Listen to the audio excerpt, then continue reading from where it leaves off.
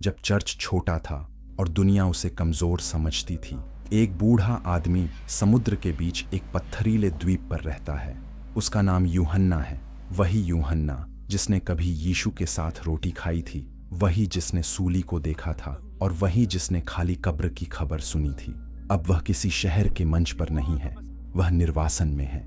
प्रकाशित वाक्य 1:9 हमें बताता है कि वह परमेश्वर के वचन और यीशु की गवाही के कारण वहां है। रोमी साम्राज्य को लगता है कि अगर वे गवाहों को दूर कर देंगे तो संदेश भी मर जाएगा, लेकिन शास्त्र कुछ और ही दिखाता है। यह कहानी वहीं से शुरू होती है जहां इंसान सोचता है कि सब खत्म हो गया। उसी दिन जब यूहन्ना प्रभु के दिन में आराधना कर रहा है, एक आवाज उसके पीछे से आती है।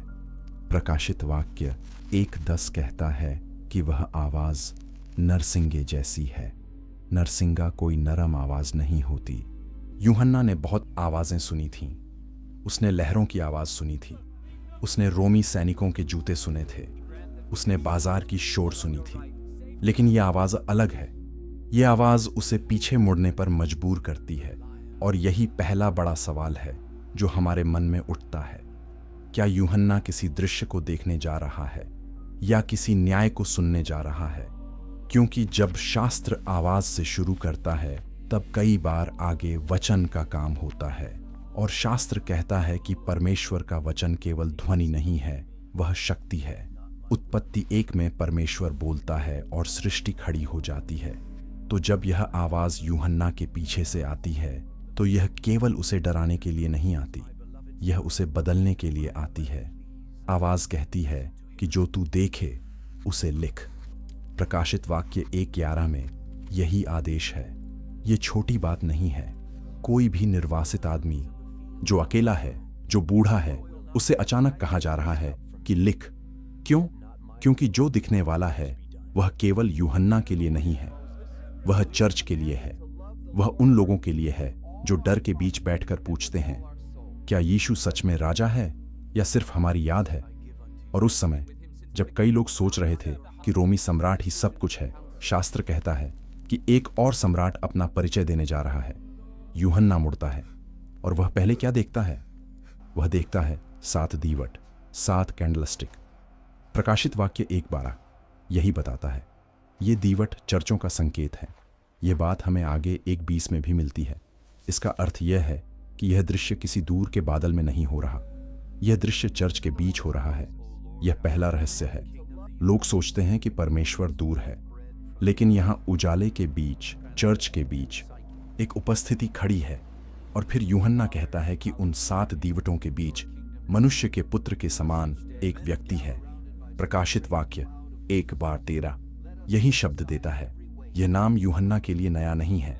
सुसमाचारों में यीशु ने अपने लिए यही नाम इस्तेमाल किया, लेकिन अब वही नाम एक नए तरीके से सामने आता है। वह व्यक्ति लंबा वस्त्र पहने है और उसकी छाती पर सोने का पटुका है। यह भाषा हमें याजक की याद दिलाती है। यह भाषा हमें राजा की याद दिलाती है।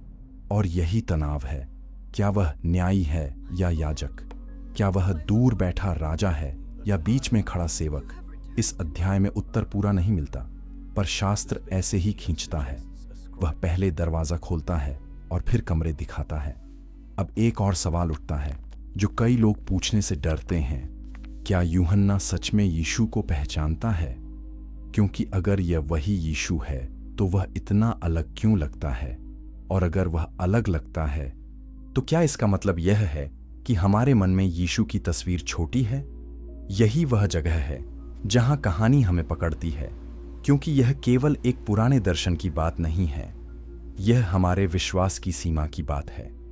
और अब जब यूहन्ना उस व्यक्ति की तरफ देख रहा है, शास्त्र कहता है कि उसका वर्णन शुरू होता है। लेकिन यह वर्णन सामान्य नहीं है। यह वर्णन ऐसा है जैसे शब्द भी कम पड़ रहे हों।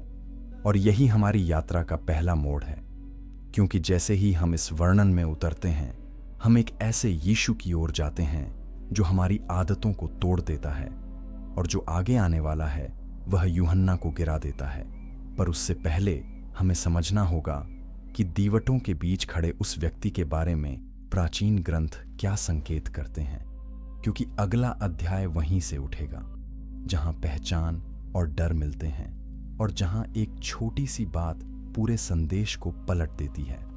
और अगर आप ऐसे ही बाइबल के रहस्यों को सरल भाषा में सुनना चाहते हैं तो अभी सब्सक्राइब कर लीजिए, ताकि अगली प्रकाशित सच्चाइयां आपसे छूटे नहीं। क्योंकि अब जो आने वाला है वह केवल दर्शन नहीं, एक मुकदमा जैसा परिचय है, और यह परिचय हमें सीधे अगले अध्याय में ले जाता है। चैप्टर 2, 7 दीवटों के बीच। शास्त्र बताता है कि यूहन्ना जिस व्यक्ति को देखता है वह केवल खड़ा नहीं है, वह बीच में है। यह छोटा शब्द बहुत बड़ा अर्थ रखता है। प्रकाशित वाक्य 1:13 में वह 7 दीवटों के बीच है। इसका मतलब यह है कि वह चर्च से दूर नहीं है। कई लोग जब दुख में होते हैं तो सोचते हैं कि परमेश्वर दूर चला गया, लेकिन यह दृश्य हमें उल्टा दिखाता है। यहाँ परमेश्वर का पुत्र, या कम से कम मनुष्य के पुत्र के समान कोई ठीक बीच में है। वह न कोने में है न छाया में, वह केंद्र में है। अब विद्वान इस बात पर भी बात करते हैं कि यह मनुष्य का पुत्र का नाम क्यों चुना गया। कुछ कहते हैं कि यह दानियेल 7 की भाषा है, जहां मनुष्य के पुत्र के समान एक आता है और उसे अधिकार और राज्य दिया जाता है। कुछ कहते हैं कि यह यीशु की नम्र पहचान है जो अब महिमा में दिखती है। और कुछ लोग यह भी पूछते हैं, क्या प्रकाशित वाक्य अपने पाठकों को यह याद दिला रहा है कि वही यीशु जो क्रूस पर था अब सिंहासन के पास है। यह सवाल विवाद पैदा करता है, क्योंकि हर कोई इस पुस्तक को एक जैसा नहीं समझता। पर इतना साफ है कि यह नाम डराता भी है और भरोसा भी देता है। यह इंसानी शब्द है, पर इसमें स्वर्ग का वजन है। यूहन्ना उसके वस्त्र का वर्णन करता है। वह लंबी चोगा जैसा वस्त्र पहने है। यह राजसी भी लगता है और याजकीय भी, और उसके सीने पर सोने का पटुका है। सोना शुद्धता का संकेत भी है और अधिकार का भी। यहाँ एक और छुपा संदेश है। जब लोग सोना देखते हैं तो वे धन सोचते हैं, लेकिन शास्त्र में सोना बहुत बार पवित्र स्थान से जुड़ा है।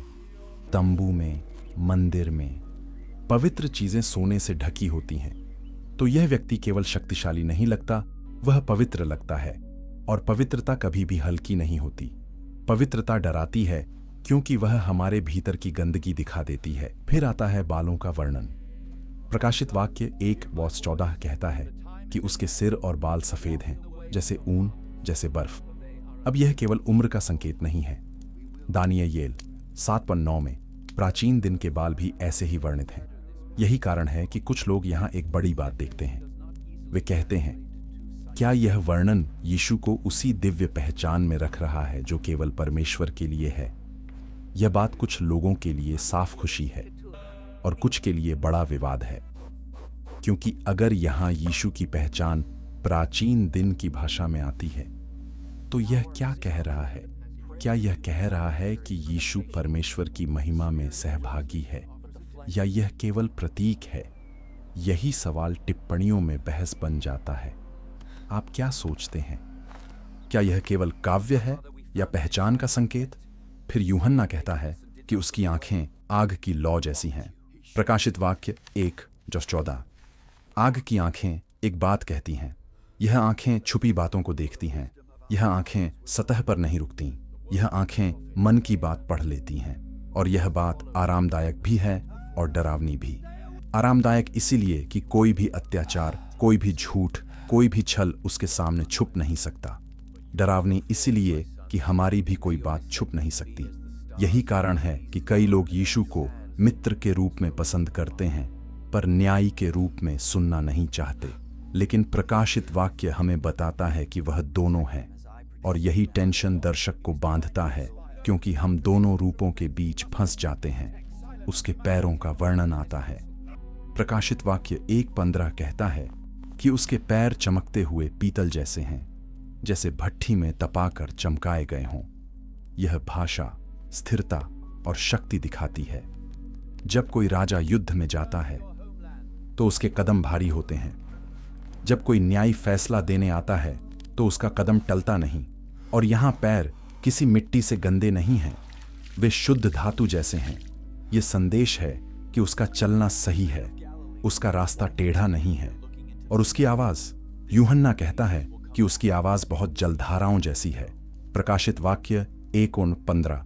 पानी की आवाज एक साथ शांत भी हो सकती है और बहुत तेज भी। समुद्र की लहरें सुंदर भी हैं और डरावनी भी। जब लहरें उठती हैं तो नाव हिल जाती है। यही बात यहाँ है। ये आवाज केवल मीठा संदेश नहीं है, ये आवाज सत्ता है, ये आवाज निर्णय है। और फिर भी यही आवाज आगे डर मत भी कहती है। यही विरोधाभास इस दृश्य को मजबूत बनाता है। अब एक बहुत रोचक बात आती है। प्रकाशित वाक्य 1:16 कहता है कि उसके दाहिने हाथ में 7 तारे हैं और उसकी मुख से 2धारी तेज तलवार निकलती है और उसका मुखमंडल सूर्य के समान चमकता है। यह वर्णन सुनकर कुछ लोग कहते हैं, यह तो प्रतीक है, सच में तलवार कैसे निकल सकती है? और कुछ लोग कहते हैं, यह दर्शन है, पर इसका अर्थ असली है। तलवार का अर्थ वचन है। इब्रानियों 4:12 भी परमेश्वर के वचन को 2धारी तलवार कहता है। लेकिन फिर सवाल उठता है, अगर यीशु का वचन तलवार है तो वह किस पर चलेगा? शत्रुओं पर या चर्च पर भी? क्योंकि प्रकाशित वाक्य में चर्चों को भी डांट मिलती है। यह बात कई लोगों को चौंकाती है। वे चाहते हैं कि यीशु केवल बाहरी दुनिया को सुधारे, लेकिन यहां वह अपने घर से शुरू करता है। यही वह जगह है जहां हम एक बड़ा क्लिफहैंगर रखते हैं, क्योंकि यूहन्ना यह सब देख रहा है। और उसके शरीर की प्रतिक्रिया क्या है? वह गिरता है। वह ऐसे गिरता है जैसे मर गया हो। प्रकाशित वाक्य 1:17। सवाल यह है कि जो यीशु कभी बच्चों को गोद में उठाता था, वही अब यूहन्ना को जमीन पर क्यों गिरा देता है? क्या यह वही प्रेम है या न्याय? और क्या यह दृश्य हमें बताता है कि हम यीशु को बहुत छोटा करके समझते रहे? अगर यह बात आपको हैरान कर रही है तो लाइक कर दीजिए, ताकि और लोग भी इस रहस्य की यात्रा में जुड़ें। और कमेंट में लिखिए, क्या आपके लिए यीशु का यह रूप डरावना है या आशा से भरा? क्योंकि अगले अध्याय में हम उसी पल में उतरेंगे जब यूहन्ना गिरता है और जब एक हाथ उसके ऊपर पड़ता है, और उस हाथ की बात सुनकर बहुत लोग अपनी सोच बदल देते हैं। चैप्टर 3 तलवार, आंखें और डर। यूहन्ना लिखता है, जब मैंने उसे देखा तो मैं उसके पैरों पर मरा हुआ सा गिर पड़ा। प्रकाशित वाक्य 1:17। यह एक वाक्य नहीं है, यह एक झटका है। यूहन्ना कोई नया आदमी नहीं है, वह डरपोक नहीं है। उसने क्रूस के पास खड़े रहने का साहस दिखाया था, उसने सताव देखा था, उसने झूठे आरोप सुने थे, लेकिन यहां वह गिर जाता है। इसका अर्थ यह है कि जो वह देख रहा है वह सामान्य इंसानी अनुभव से बाहर है। यह वही बात है जो पुराने नियम में कई बार होती है। जब यशायाह मंदिर में प्रभु को देखता है तो वह कहता है, हाय मैं नष्ट हुआ। यशायाह 6:5। जब यहेजकेल दर्शन देखता है तो वह गिरता है। यहेजकेल 1:28। यह पैटर्न हमें बताता है कि परमेश्वर की महिमा के सामने आदमी अपने आप को छोटा महसूस करता है। यह डर केवल आतंक नहीं है, यह पवित्र डर है। अब एक विवादास्पद सवाल उठता है, अगर यीशु वास्तव में वही है जिसे यूहन्ना जानता था, तो यूहन्ना उसे पहचानते ही क्यों नहीं दौड़कर गले लगा लेता? क्यों वह गिरता है? कुछ लोग कहते हैं क्योंकि अब यीशु की महिमा पूरी तरह खुली है। कुछ कहते हैं क्योंकि यह यूहन्ना के लिए चेतावनी है कि यीशु को केवल दोस्त की तरह न समझो। और कुछ लोग कहते हैं यह साहित्यिक तरीका है जिससे लेखक पाठक में भय और आदर दोनों पैदा करता है। आप किस तरफ झुकते हैं? क्या यह अनुभव का सच है या लेखन की कला? और क्या दोनों एक साथ हो सकते हैं? यूहन्ना गिरता है, पर कहानी वहीं खत्म नहीं होती। प्रकाशित वाक्य 1:17 कहता है कि वह व्यक्ति अपना दाहिना हाथ यूहन्ना पर रखता है और कहता है, डर मत। यही वह पल है जहां यह दृश्य एक नया रंग लेता है। जिस आवाज को यूहन्ना ने नरसिंगा जैसा सुना, वही आवाज अब एक सरल वाक्य कहती है, डर मत। यह बाइबल में बार बार आने वाला वाक्य है। परमेश्वर ने अब्राहम से कहा, डर मत। उत्पत्ति 15:1। स्वर्गदूत ने मरियम से कहा, डर मत। लूका 1:30। और अब यहां यीशु कहता है, डर मत। सवाल यह है कि डर क्यों नहीं? क्योंकि वह बताता है कि वह कौन है। वह कहता है, मैं पहला और आखिरी हूं। प्रकाशित वाक्य 1:17। यह दावा बहुत भारी है। पुराने नियम में परमेश्वर कहता है, मैं ही पहला हूं और मैं ही आखिरी हूं। यशाया 24:6। अब यदि वही भाषा यीशु के मुख में है तो यह क्या दिखाता है? कुछ लोग इसे सीधे दिव्यता का प्रमाण मानते हैं, कुछ कहते हैं यह प्रतिनिधि भाषा है, परमेश्वर का अधिकार पुत्र के द्वारा बोल रहा है, और कुछ कहते हैं यह पुस्तक प्रतीकों से भरी है, इसलिए इसे सावधानी से समझना चाहिए। यही बहस सदियों से चलती रही है, और इसी बहस की वजह से प्रकाशित वाक्य कभी कभी लोगों को डराता भी है और खींचता भी है, क्योंकि यह किताब स्पष्ट भी है और रहस्यमय भी। फिर वह कहता है, मैं जीवित हूं, मैं मर गया था, पर देख मैं युगानुयुग जीवित हूं। प्रकाशित वाक्य 1:18। यह वाक्य इतिहास को छूता है, ये किसी कल्पना की बात नहीं करता। ये कहता है मैं मर गया था। ये क्रूस की याद है, ये वह बात है जिसे रोमी भी जानते थे और यहूदी भी। लेकिन फिर वह कहता है मैं जीवित हूं, ये पुनरुत्थान है। और फिर वह कहता है मेरे पास मृत्यु और अधोलोक की कुंजियां हैं। यही वह जगह है जहां बहुत लोग चौंकते हैं। कुंजी का अर्थ होता है अधिकार। जिसका पास कुंजी है वही खोलता है, वही बंद करता है। और यहां यीशु कहता है कि मृत्यु की कुंजी उसके पास है। इसका मतलब यह है कि मृत्यु अब अंधा राजा नहीं है, वह नियंत्रण में है। और अधोलोक, जिसे यूनानी में हैडेस कहा जाता है, उसके भी पास कुंजी है। यह बात एक और विवाद उठाती है। कुछ लोग हैडेस को कब्र की अवस्था मानते हैं, कुछ लोग उसे आत्माओं की जगह मानते हैं, कुछ लोग उसे नरक के साथ मिला देते हैं।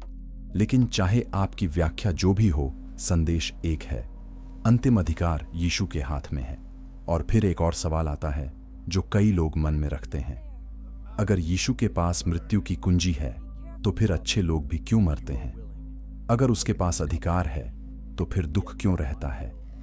शास्त्र इस सवाल को आसान उत्तर नहीं देता, पर प्रकाशित वाक्य इसका एक संकेत देता है।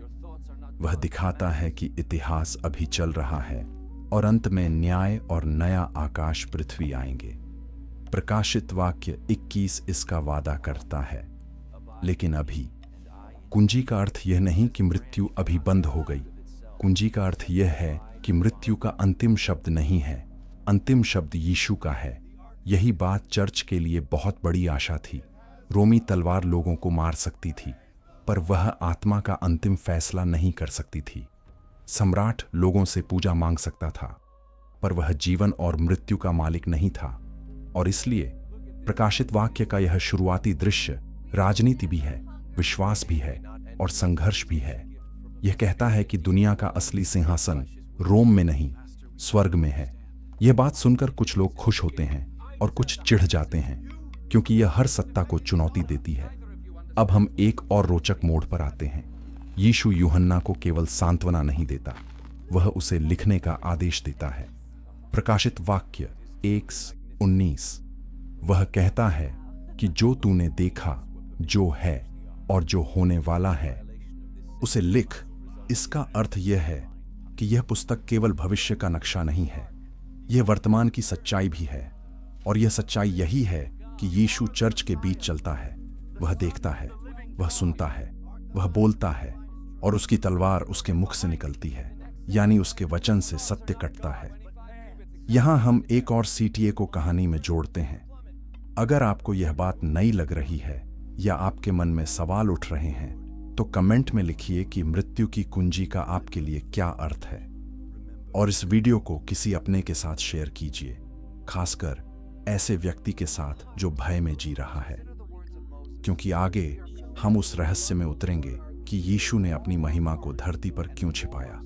और यही वह जगह है जहां कई लोग पहली बार समझते हैं कि छिपी महिमा ही प्रेम का सबसे बड़ा संकेत कैसे बनती है। चैप्टर 4। मैं पहला और आखिरी।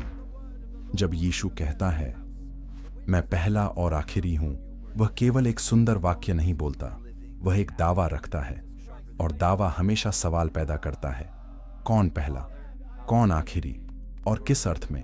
यदि यह दावा केवल समय के बारे में है तो यह कहता है कि वह शुरुआत से पहले भी है और अंत के बाद भी रहेगा।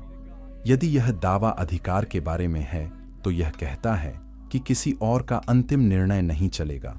और यदि यह दावा पहचान के बारे में है तो यह कहता है कि जो परमेश्वर के लिए कहा जाता है वही यहाँ यीशु के लिए कहा जा रहा है। यही कारण है कि कुछ लोग प्रकाशित वाक्य से डरते हैं, क्योंकि यह उन्हें एक आरामदायक, छोटी, घरेलू तस्वीर से बाहर निकाल देता है। शास्त्र बताता है कि पुराने नियम में यह भाषा बहुत साफ है। यशायाह 44:6 में प्रभु कहता है, मैं पहला और आखिरी हूं, मुझे छोड़ और कोई परमेश्वर नहीं। अब जब प्रकाशित वाक्य 1:17-18 में वही भाषा यीशु के मुख से आती है, तो पाठक के सामने बड़ा सवाल खड़ा होता है, क्या यह वही प्रभु है या यह प्रभु का प्रतिनिधि? कुछ परंपराएं इसे सीधा मानती हैं कि यीशु परमेश्वर की महिमा में एक है। कुछ परंपराएं इसे परमेश्वर द्वारा दिया गया सर्वोच्च अधिकार मानती हैं, और कुछ लोग यह भी कहते हैं कि प्रकाशित वाक्य की शैली प्रतीकात्मक है, इसलिए यह भाषा पहचान का संकेत तो है, पर उसे सरल गणित की तरह न समझो। यही बहस शास्त्रों का रहस्य बन जाती है। पर कहानी हमें एक और रास्ता दिखाती है।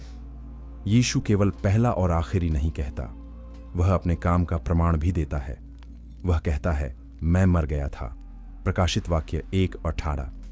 यह प्रमाण इतिहास में है। कोई भी सामान्य स्वर्गदूत यह नहीं कह सकता, कोई भी प्रतीक यह नहीं कह सकता। यह वाक्य एक वास्तविक मृत्यु से जुड़ा है। और फिर वह कहता है, मैं जीवित हूं, यानी वह मृत्यु से बाहर आया। यह वह बात है जो शुरुआती चर्च का सबसे बड़ा संदेश था, और यही बात उस समय की सत्ता के लिए सबसे खतरनाक थी, क्योंकि अगर यीशु सच में मृत्यु से उठा है तो फिर सीजर की शक्ति सीमित हो जाती है। अब विद्वान एक और बात पर बहस करते हैं, प्रकाशित वाक्य किस समय लिखा गया? कुछ लोग कहते हैं कि यह डोमिशियन के समय में है, जब उत्पीड़न भारी था। कुछ कहते हैं कि यह पहले लिखा गया, जब यरूशलेम का मंदिर गिरने वाला था। तारीख पर बहस है, पर संदेश साफ है। चर्च दबाव में है, और यीशु अपना असली रूप दिखाकर कहता है, मैं नियंत्रण में हूं। यह बात आज भी लोगों को खींचती है, क्योंकि आज भी बहुत लोग पूछते हैं, दुनिया बिखर रही है, तब क्या परमेश्वर नियंत्रण में है? अब हम तारे और दीवट के रहस्य को थोड़ा खोलते हैं। प्रकाशित वाक्य 1:20 बताता है कि 7 तारे 7 चर्चों के दूत हैं, और 7 दीवट 7 चर्च हैं। इस पर भी बहस है कि दूत का अर्थ स्वर्गदूत है या चर्च के अगुवे। कुछ कहते हैं कि यह स्वर्गदूत हैं जो चर्चों की रक्षा करते हैं। कुछ कहते हैं कि यह संदेशवाहक हैं, यानी अगुवे। किसी भी अर्थ में संदेश वही है। यीशु के हाथ में वे तारे हैं, यानी चर्च का नेतृत्व, सुरक्षा और दिशा उसके हाथ में है। यह बात दिलासा भी देती है और जिम्मेदारी भी बढ़ाती है, क्योंकि अगर वह चर्च के बीच चलता है तो वह केवल बाहरी दुश्मनों को नहीं देखता, वह अंदर की हालत भी देखता है। और यही वह जगह है जहां प्रकाशित वाक्य की कहानी विवाद बन जाती है, क्योंकि अगले अध्यायों में यीशु 7 चर्चों से बात करता है, और कुछ की प्रशंसा करता है और कुछ को डांटता है। प्रकाशित वाक्य 2:3। कुछ लोग पूछते हैं, क्या यीशु इतना कठोर हो सकता है? और कुछ कहते हैं, कठोरता प्रेम का हिस्सा भी हो सकती है, जब वह सुधार के लिए हो। यह प्रश्न हमें आज भी चुभता है, क्योंकि हम अक्सर चाहते हैं कि परमेश्वर हमें केवल सहलाए, पर वह कभी कभी सच भी दिखाता है। यही कारण है कि तलवार का प्रतीक बहुत बड़ा है। तलवार लड़ाई में कटती है, पर दोधारी तलवार दोनों तरफ काटती है, यानी वह केवल दूसरों को नहीं काटती, वह हमें भी जांचती है। और यही विचार बहुत लोगों को रात में सोचने पर मजबूर करता है, अगर यीशु की आंखें आग जैसी हैं तो वह मेरे दिल में क्या देखता है? अगर उसकी तलवार उसका वचन है तो वह मेरे झूठ को कहाँ काटेगा? और फिर भी वह कहता है, डर मत। यह विरोधाभास एक ऐसी कहानी बन जाता है जो थकाती नहीं बल्कि खींचती है। यहां हम एक नया व्हाट इफ सवाल रखते हैं जो टिप्पणियों में चर्चा बनाता है। क्या होगा अगर प्रकाशित वाक्य का यीशु हमारे आधुनिक नरम चित्र से टकरा जाए? क्या होगा अगर हमने उसे केवल प्रेरक शिक्षक बना दिया हो और उसने खुद को राजा और न्यायी बताया हो? और क्या होगा अगर यह पुस्तक हमें इसी गलत चित्र से बाहर निकालने के लिए लिखी गई हो? अगर यह सवाल आपको सोचने पर मजबूर कर रहा है तो अब भी इस चैनल को सब्सक्राइब कर लीजिए, क्योंकि आगे हम उसी रहस्य में उतरेंगे जिसे पौलुस अपने आप को रिक्त करना कहता है। फिलिप्पियों 2:7। और वहां एक ऐसा मोड़ आएगा जहां प्रेम और शक्ति एक साथ दिखेंगे। लेकिन उससे पहले हमें यह समझना होगा कि यीशु ने धरती पर अपनी महिमा क्यों नहीं दिखाई। और अगला अध्याय इसी सवाल पर खत्म होगा, एक ऐसे रहस्य के साथ जो लोगों को सदियों से चौंकाता आया है। चैप्टर 5, छिपी हुई महिमा का रहस्य। शास्त्र 2 चित्र रखता है। एक चित्र है प्रकाशित वाक्य का, जहां यीशु की आंखें आग जैसी हैं, उसका मुख सूर्य जैसा चमकता है और उसकी आवाज बहुत जलधाराओं जैसी है। दूसरा चित्र है सुसमाचारों का, जहां वही यीशु थक जाता है, भूख लगती है और पानी मांगता है। यूहन्ना 4:7 में वह सामरी स्त्री से पानी मांगता है। मत्ती 8:24 में वह नाव में सो रहा है। यूहन्ना 11:35 में वह रोता है। ये दोनों चित्र एक साथ रखने पर मन पूछता है, यह कैसे हो सकता है? और यही प्रश्न हमारे अध्याय का केंद्र है। फिलिप्पियों 2:6-7 ही बताता है कि यीशु परमेश्वर के स्वरूप में होकर भी उसने अपने आप को रिक्त किया, दास का रूप धारण किया और मनुष्यों के समान बन गया। यहां रिक्त शब्द पर बहुत चर्चा होती है। कुछ लोग डरते हैं कि इसका अर्थ यह हो सकता है कि यीशु ने अपनी दिव्यता छोड़ दी, पर कई लोग कहते हैं कि उसने दिव्यता छोड़ी नहीं, उसने महिमा का प्रदर्शन छोड़ा। उसने अपने अधिकार का दिखावटी उपयोग नहीं किया, उसने प्रेम के लिए स्वयं को सीमित किया। यह समझ आसान नहीं है, पर इसका भाव सरल है। उसने हमारी दुनिया में हमारे जैसा होकर कदम रखा। और यहां एक विवादास्पद सवाल आता है, अगर यीशु अपनी महिमा दिखा देता तो क्या लोग जल्दी मान जाते? शायद हां, लेकिन फिर क्या प्रेम का रिश्ता बनता या डर का? अगर कोई व्यक्ति आग सी आंखों और सूर्य से चेहरे के साथ हमारे सामने आता तो हम उससे दोस्ती करते या भागते? शास्त्र संकेत देता है कि भय में प्यार नहीं टिकता। इसीलिए यीशु ने ऐसा रास्ता चुना जहां वह पास आ सके। उसने बच्चों को छुआ, उसने कोढ़ियों को छुआ, उसने पापियों के साथ खाना खाया। लूका 5:30-32 में यही तनाव दिखता है। धर्मी लोग नाराज होते हैं, पर टूटे लोग पास आते हैं। यशायाह 3:2 कहता है कि उसमें न रूप था न शोभा कि हम उसे देखकर चाहें। यह भविष्यवाणी इस विचार को मजबूत करती है कि यीशु का बाहरी रूप साधारण था। कुछ लोग इस पर सवाल करते हैं, क्या यह पूरी तरह सच है या यह काव्य है? पर संदेश साफ है। लोगों ने उसे देखकर कहा, यह तो बढ़ई का बेटा है। मत्ती 13:55। यानी उसकी पहचान को लोग छोटी बात समझते थे। और इसी में एक रहस्य छुपा है। परमेश्वर ने अपनी शक्ति छिपाकर प्रकट की। कई लोग कहते हैं कि सच्ची शक्ति को दिखावा नहीं चाहिए, और शास्त्र में यह बात बार बार आती है। परमेश्वर तूफान में भी बोलता है, पर धीमी आवाज में भी। 1 राजा 19:12 में एलियाह को मंद और धीमी आवाज सुनाई देती है। तो जब यीशु ने खुद को छिपाया तो यह कमजोरी नहीं थी, यह प्रेम की रणनीति थी। उसने अपने आप को इतना करीब किया कि हम उसे सुन सकें। फिर भी कुछ पल ऐसे थे जब पर्दा थोड़ी देर के लिए उठा। मत्ती 17 में रूपांतरण का पहाड़ आता है। वहां यीशु का चेहरा चमकता है और उसके वस्त्र उजले हो जाते हैं। यह एक झलक थी, एक संकेत। पर वह हर दिन ऐसा नहीं रहा। क्यों? क्योंकि उसका लक्ष्य लोगों को केवल चमत्कार से जीतना नहीं था। उसका लक्ष्य दिल बदलना था, और दिल डर से बदलता है पर टिकता नहीं। दिल प्रेम से बदलता है और टिकता है। यहां एक और व्हाट इफ सवाल आता है। क्या होगा अगर हम यीशु को केवल प्रकाशित वाक्य की महिमा में देखें और सुसमाचार की नम्रता भूल जाए? तब हम उसे राजा तो मानेंगे, पर उसके पास जाने से डरेंगे। और क्या होगा अगर हम केवल सुसमाचार की नम्रता देखें और प्रकाशित वाक्य की महिमा भूल जाए? तब हम उसे अच्छा शिक्षक तो मानेंगे, पर उसके वचन का वजन खो देंगे। शास्त्र दोनों को साथ रखता है ताकि विश्वास पूरा रहे। और अब हम उस सबसे गहरे पल की ओर जाते हैं जब यीशु खुद इस रहस्य को खोलता है। यह वह पल है जब वह गिरफ्तारी से पहले प्रार्थना करता है। यूहन्ना 17। वहां वह कहता है, हे पिता, उस महिमा से मुझे भी महिमा दे जो जगत के होने से पहले मेरे पास थी। यूहन्ना 17:5। ये वाक्य कई लोगों को चौंकाता है, क्योंकि यह कहता है कि यीशु की महिमा बेथलेहेम से शुरू नहीं हुई, वह पहले की है। और अब सवाल उठता है, वह पहले कहाँ था? वह किसके साथ था? और यह महिमा कैसी थी? अगर आप अब तक कहानी में बने हैं तो इस वीडियो को लाइक कर दीजिए और किसी अपने के साथ शेयर कर दीजिए, क्योंकि अगला अध्याय यूहन्ना 17 की उसी प्रार्थना में उतरेगा और वहीं एक ऐसा कथन मिलेगा जो आज भी विद्वानों को बहस में डाल देता है। और अध्याय के अंत में हम उस बिंदु पर आएंगे जहां आरंभ का रहस्य खुलने लगता है, लेकिन पूरी तरह नहीं, क्योंकि असली खुलासा अगले अध्याय के आखिरी वाक्य में छुपा है। चैप्टर 6, प्रार्थना जो पर्दा उठाती है। यूहन्ना 17 को कई लोग महायाजकीय प्रार्थना कहते हैं। यह उस रात की बात है जब यीशु जानता है कि वह पकड़ लिया जाएगा। वह भागता नहीं, वह शोर नहीं करता, वह प्रार्थना करता है।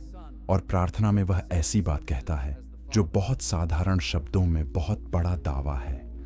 वह कहता है, हे पिता, समय आ पहुंचा है, अपने पुत्र की महिमा कर, ताकि पुत्र भी तेरी महिमा करे। यूहन्ना 17a। यह वाक्य दिखाता है कि यीशु के लिए महिमा का अर्थ केवल चमक नहीं है। महिमा का अर्थ है परमेश्वर का काम पूरा होना। फिर वह कहता है, और यह अनंत जीवन है कि वे तुझको, एकमात्र सच्चे परमेश्वर को, और यीशु मसीह को, जिसे तूने भेजा है, जाने। यूहन्ना 17:3। यह वाक्य अपने आप में बहस पैदा कर देता है। कुछ लोग कहते हैं, देखो, यहाँ पिता को एकमात्र सच्चा परमेश्वर कहा गया है। और कुछ लोग कहते हैं, पर इसी वाक्य में यीशु को अनंत जीवन की पहचान में रखा गया है। दोनों पक्ष इस पद का उपयोग करते हैं, और यही कारण है कि इस अध्याय में हम केवल एक तरफ नहीं भागेंगे। हम उस तनाव को समझेंगे जो शास्त्र में मौजूद है और जो दर्शक को सोचने पर मजबूर करता है। और फिर आता है यूहन्ना 17:5।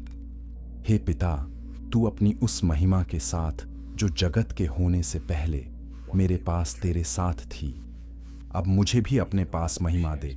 यह वाक्य बहुत साफ है। यीशु कहता है कि जगत से पहले उसके पास पिता के साथ महिमा थी। अब सवाल यह है कि जगत से पहले का क्या अर्थ है? क्या यह समय से पहले है? क्या यह सृष्टि से पहले है? और अगर हाँ, तो यीशु वहां क्या था? कुछ लोग कहते हैं कि यह उसकी पूर्व अस्तित्व की घोषणा है। कुछ कहते हैं कि यह परमेश्वर की योजना में उसकी महिमा की बात है, जैसे कोई बात पहले से तय हो। पर कई लोग इसको पढ़कर यही समझते हैं कि यीशु खुद को सृष्टि से पहले की वास्तविकता में रखता है। और अब एक और रहस्य आता है। यीशु कहता है कि वह पिता के पास लौटना चाहता है। इसका मतलब है कि उसने एक आने का अनुभव किया और एक लौटने का अनुभव होगा। यह भाषा केवल एक शिक्षक की नहीं लगती। यह किसी ऐसे की भाषा है जो अपने घर को जानता है, और फिर भी वह उसी प्रार्थना में अपने चेलों की चिंता करता है। वह कहता है कि उन्हें संभाल। यूहन्ना 17:11। यह दिल को छूता है, क्योंकि जो अपने लिए महिमा मांग रहा है वह दूसरों के लिए सुरक्षा भी मांग रहा है। यह प्रेम का एक और रूप है। अब हम यहाँ एक विवादास्पद प्रश्न रखेंगे जो अक्सर लोगों को बेचैन करता है। अगर यीशु सच में पहले से था, तो पुराने नियम में लोग उसे क्यों नहीं उसी नाम से जानते थे? क्यों परमेश्वर ने याहवे का नाम दिया और यीशु का नाम बाद में आया? कुछ लोग कहते हैं कि पुराने नियम में याहवे का दूत या प्रभु का दूत कभी कभी ऐसे बोलता है जैसे परमेश्वर स्वयं हो। और कुछ लोग कहते हैं कि यह केवल संदेशवाहक है। उत्पत्ति 16 और निर्गमन 3 में इस पर बहस होती रही है। यह मुद्दा विवादास्पद है, पर बहुत आकर्षक भी है, क्योंकि यह पाठक को खोज में डाल देता है। क्या पुराने नियम में किसी छाया में यीशु की झलक थी, या क्या यह बाद की समझ है?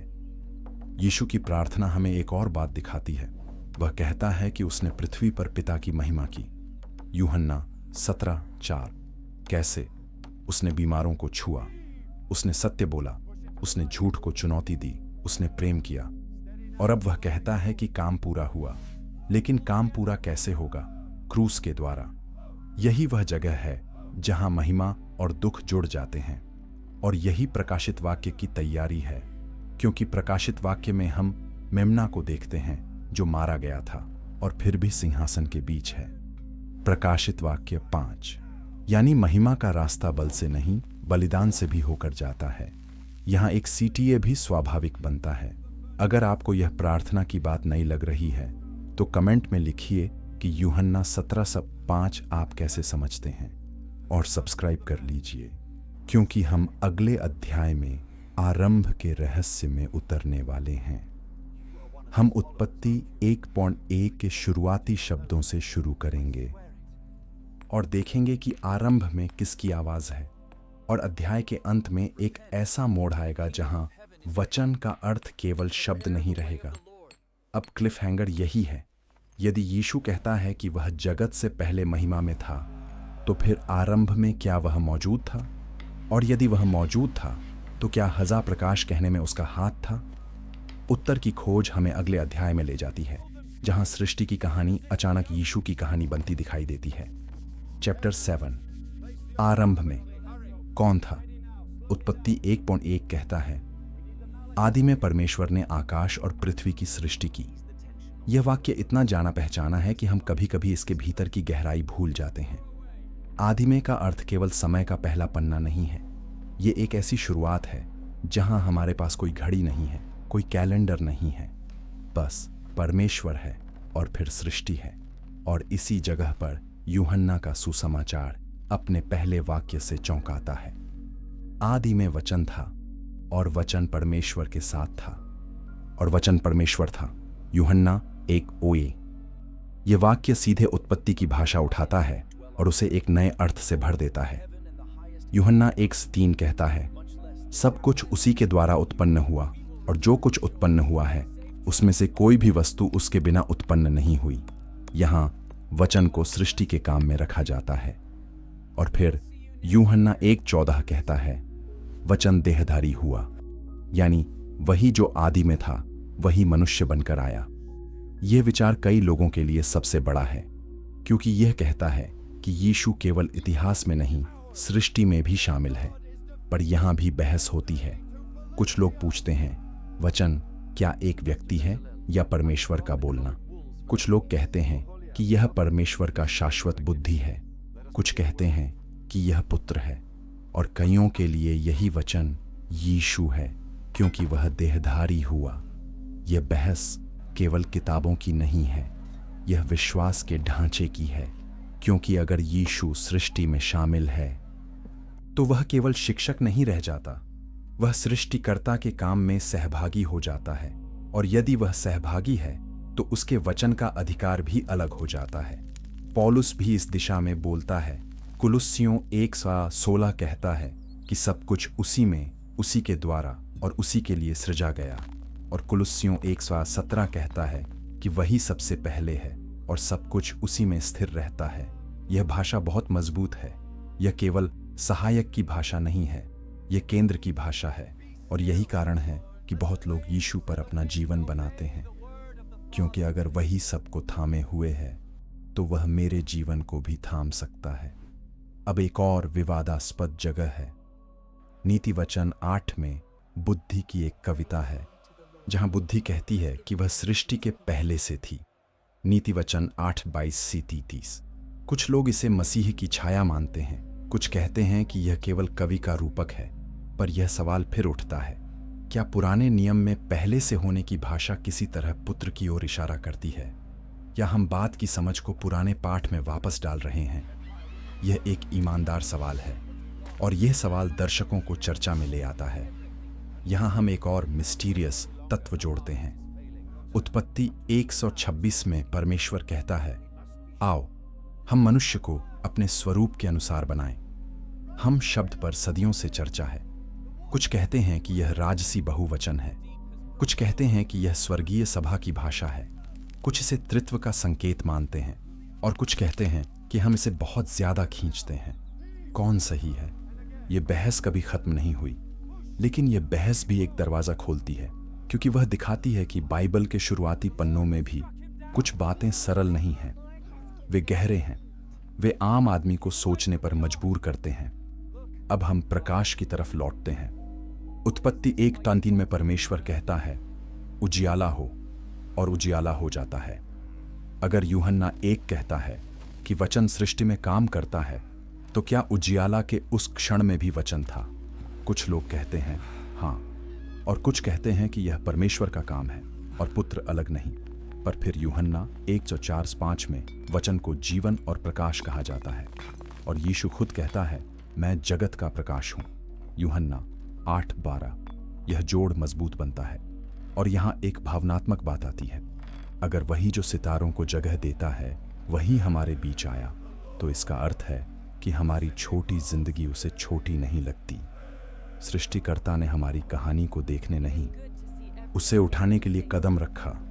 यही प्रेम का सबसे बड़ा संकेत है, क्योंकि शक्ति अक्सर दूर रहती है, पर यहां शक्ति पास आई। अब एक CTA स्वाभाविक है। अगर आपको यह आदि का रहस्य पसंद आ रहा है तो इस वीडियो को लाइक करें और सब्सक्राइब करें, क्योंकि अगले अध्याय में हम उस बहस पर उतरेंगे जो चर्च के बाहर भी चलती है। क्या प्रकाशित वाक्य का यीशु प्रतीक है या सीधी पहचान?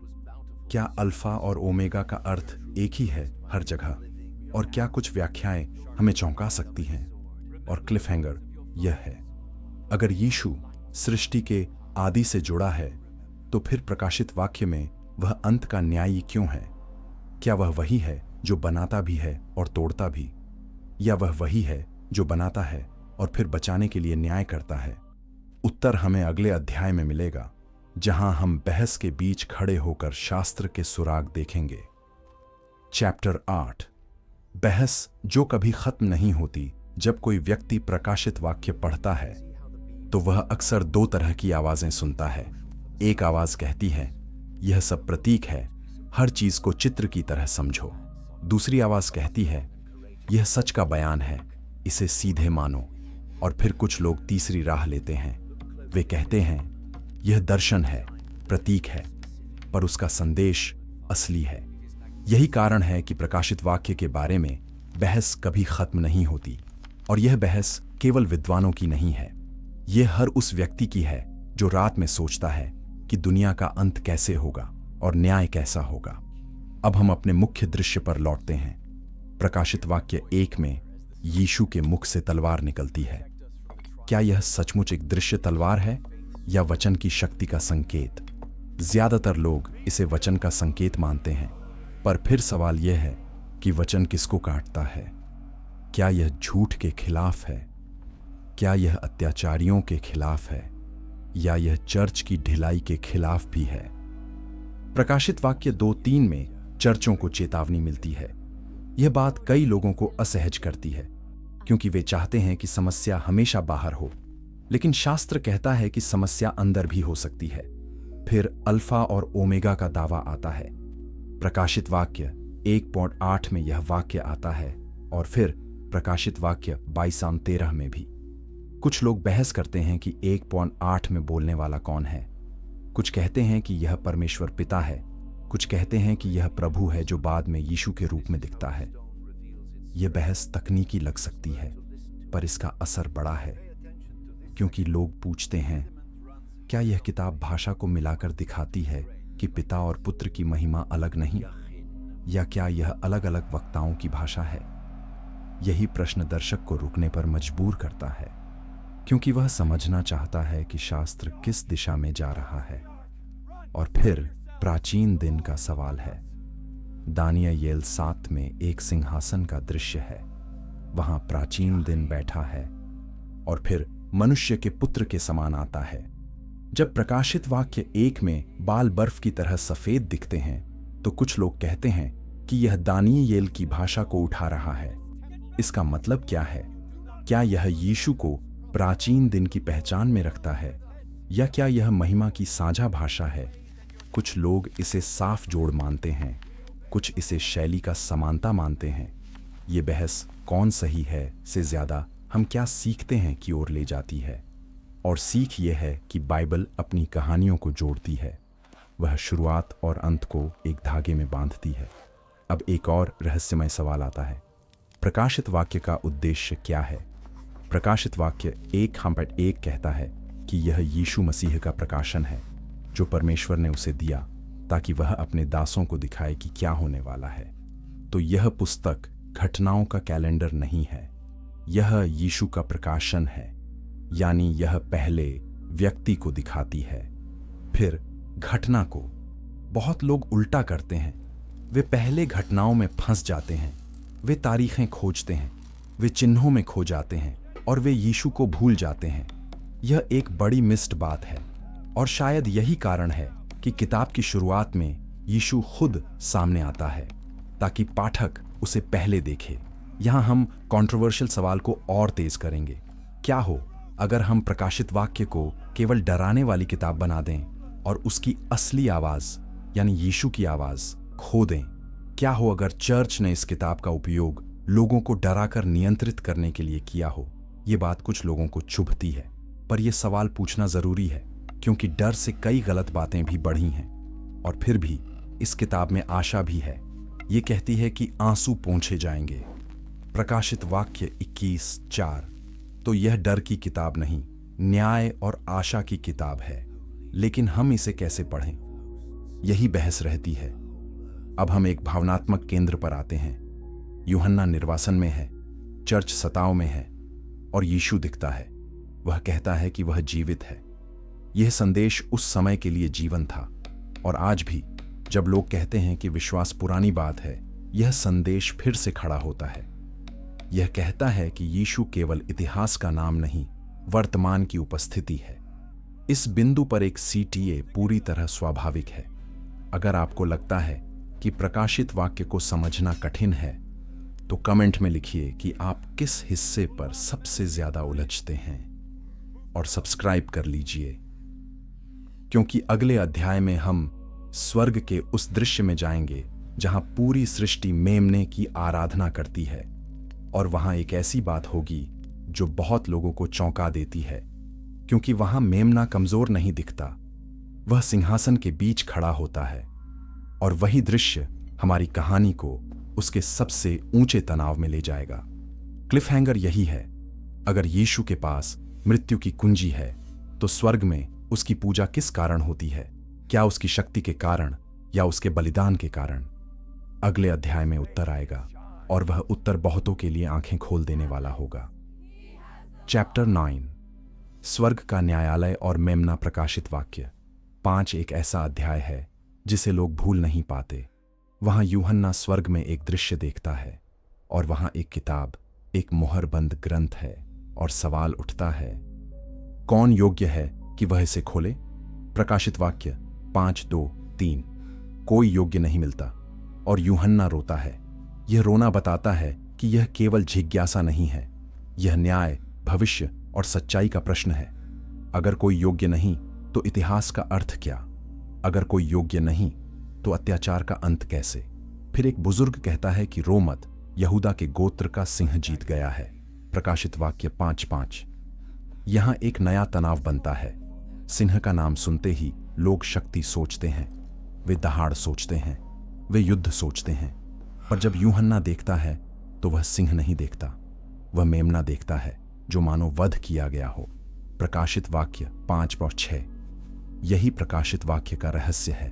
शक्ति का रूप बलिदान बन जाता है, राजा का रास्ता क्रूस से होकर जाता है। और यही वह बात है जो बहुत लोगों को शॉक करती है, क्योंकि दुनिया कहती है कि जीत का मतलब कुचलना है। शास्त्र कहता है कि जीत का मतलब अपने आप को देना भी है। अब इस दृश्य में आराधना होती है। वे कहते हैं कि मेमना योग्य है क्योंकि वह मारा गया और उसने अपने लहू से लोगों को खरीदा। प्रकाशित वाक्य 5:9। यह भाषा बहुत भावनात्मक है। यह कहती है कि हमारी कीमत चुकाई गई और यह कीमत सोना नहीं है, यह बलिदान है। यही बात सुसमाचार की जड़ है और यही बात प्रकाशित वाक्य को सुसमाचार से जोड़ती है। प्रकाशित वाक्य केवल अंत की कहानी नहीं, क्रूस की महिमा की कहानी भी है। और फिर प्रश्न उठता है, अगर स्वर्ग में मेमना की आराधना होती है तो क्या वह केवल एक महान शहीद है या उससे बढ़कर? क्योंकि आराधना शास्त्र में केवल परमेश्वर को दी जाती है। यही कारण है कि कुछ लोग इस अध्याय को यीशु की दिव्यता के मजबूत संकेत के रूप में देखते हैं और कुछ लोग कहते हैं कि परमेश्वर ने उसे उच्च स्थान दिया है। इसलिए वह योग्य है। यह बहस चलती रहती है, पर दृश्य का असर एक जैसा होता है। स्वर्ग के सारे प्राणी उसके सामने झुकते हैं और यह बात धरती की हर सत्ता को छोटा कर देती है। यहाँ हम एक थॉट प्रोवोकिंग सवाल रखते हैं, क्या होगा अगर हमारी प्रार्थनाएं केवल